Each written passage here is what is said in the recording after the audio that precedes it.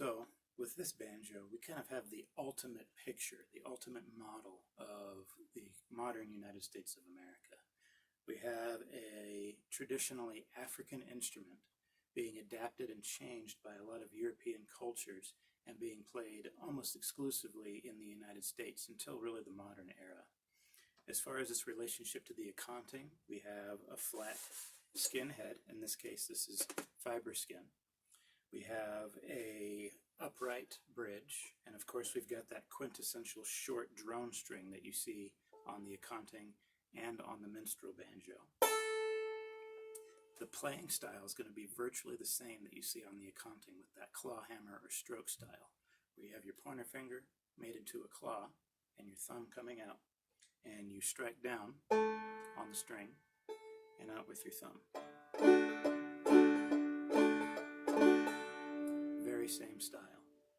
What is special about this particular banjo is you've got, of course, that African culture coming in and the African construction and the African way of playing, but you've got a lot of European adaptations.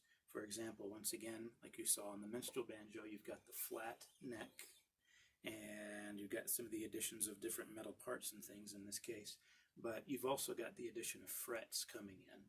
Now, this particular banjo was modeled after one called the Fairbanks White Lady that originally debuted around 1901. This one is a replica made by Goldtone.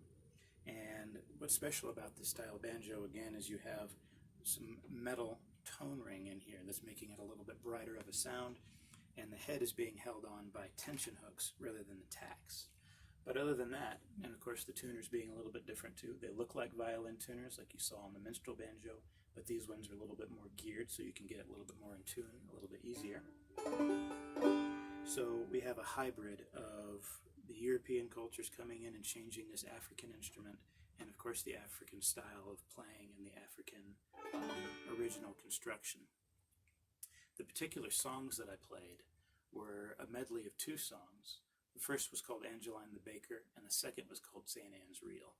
Angeline the Baker was originally written by a guy named Stephen Foster around the time of the Civil War, and that's especially unique considering some of the ideas and the ideology behind the reason and the causes of the Civil War, relating to, African enslavement and whatnot. But we've also got, again, this African-European hybrid instrument being used to play music in America. The second song, St. Anne's Reel, actually comes from French Canada and shows a continuation of this hybridization of culture, where you've got the French coming in, Canadians coming in, and playing these songs in an African style on what is traditionally an African instrument. And then later on, the Irish actually coming in and taking that song and adopting it and bringing it back to Ireland and still playing it all the way up through today. So this banjo is, again, a perfect picture of the blend of cultures that makes America what it is today, with the African styling, African construction, African way of playing, with the additions of the European neck, the ideas of the frets, the ideas of the tuners, and of course the music itself.